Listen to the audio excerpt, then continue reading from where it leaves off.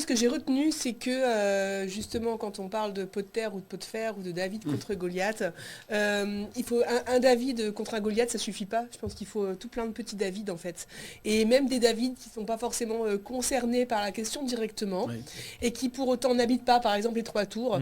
J'apprécie énormément de me rendre compte qu'il y a des citoyens ouaskaliens qui sont hors des Trois Tours, donc soit toi, Slimane, par exemple, ou toi, Maxime, qui réussissez à vous sentir concerné par l'autre. Et ça, c'est quelque chose de vraiment très, très important pour moi. Et je suis ravie de voir que ça fonctionne, en fait. C'est ça le grand truc de ce reportage-là.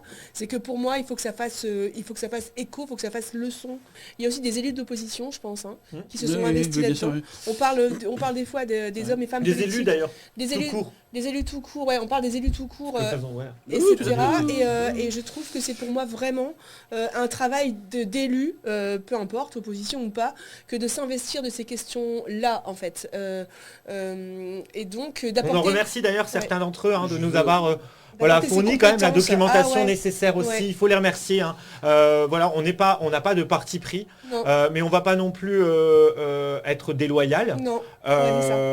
Parce que c'est pas parce qu'on n'a pas de parti pris qu'on doit être déloyal. Ceux qui nous donnent un coup de main, on peut les remercier. Voilà. Donc merci. Faisons Ouaskal ensemble notamment. Pour ne pas les citer, comme tu dis, Maxime, Benoît, qui étaient là et qui sont venus aussi sur le terrain à la rencontre des habitants, des locataires, pour savoir ce qui se passait réellement.